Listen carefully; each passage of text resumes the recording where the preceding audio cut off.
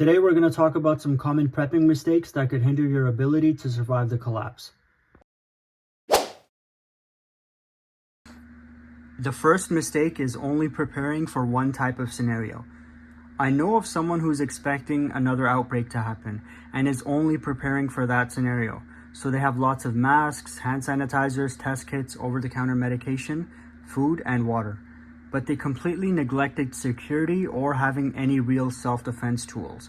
They don't have body armor and they barely have any survival skills or gear. A prepper should be well-rounded. They should have supplies and skills for natural disasters, nuclear war, civil unrest, cyber attacks, grid down scenarios, economic collapse, and a variety of other situations. People start researching a topic, read some stuff online on why it could happen, get obsessed with it, and then start believing that this is the only scenario that could happen. You should research all types of emergencies and get items that will prepare you for everything. The next one is bad operational security. So a lot of people love talking about prepping, and that's fine if it's within your family and prepper group. But if you tell all your neighbors, people you meet outside, and even post about it online, you could become a target after the collapse. So the best thing to do is keep your prepping a secret. When it comes to after the collapse, you have to be very careful as well. So if no one in your neighborhood has food and you're in your backyard cooking meat over a fire, people will see the smoke, smell the food, and show up at your door asking for food, or even try to forcefully take it from you. Some ways to avoid that is eating food that doesn't require cooking, cooking at night when everyone's asleep, or using a propane stove indoors but with good ventilation and keeping a carbon monoxide alarm nearby. After the collapse, you should also try to have an appearance that doesn't stand out. So if everyone in your neighborhood is wearing dirty and torn clothing, looks like they haven't showered in weeks, and looks really skinny, then you come out of your house with nice clean clothes, smelling fresh and looking well fed, then all the attention is going to be on you. People will see that you're the only one doing well. They will want what you have and will try and come and take it from you. So keep these things in mind. Let's talk about bugging out. First off, let me just say that sheltering in place is the best choice in most scenarios because you have shelter and all your supplies. But in case there's a scenario where you have to bug out, you should have a bug out bag ready and check the weight of your bug out bag in advance to make sure you can handle it.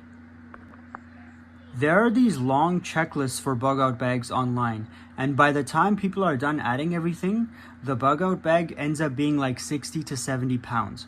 If you're in great shape and can handle it, then it's fine. But I think walking a few miles with such a heavy bag won't be possible for a lot of people. So you need to weigh your bug out bag, test it out, and see how long you can walk with it on.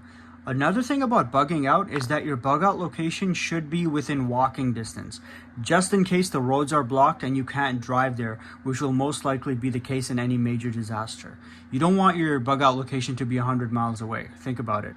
You'll have a bunch of gear, you'll have your family with you. Walking even a few miles will be tough, so try to pick a location that you can realistically get to.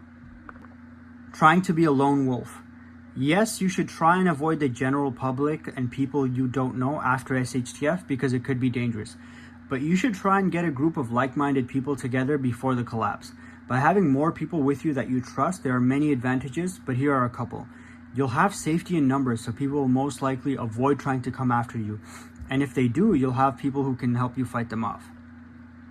You'll also have people who can take turns keeping watch at night, so you can get some sleep and not worry about an attack. You'll also have people with different skill sets. One person might be a skilled carpenter, another might have combat experience, another might know everything about wild edibles and survival. Most people have some sort of skill that can be used, so get your group together now and make plans. Don't try and do everything alone. This next one isn't something that most preppers do. Some of them have this plan as a last resort, but this seems to be something that many non-preppers are planning to do as their first choice. So planning to take from others after the collapse. I see this in my comments probably on a daily basis.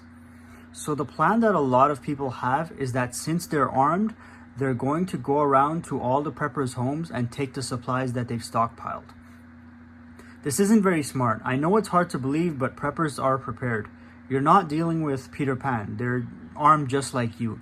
They usually have lots of ammo, probably more than the average person, and they practice with their weapons on a regular basis.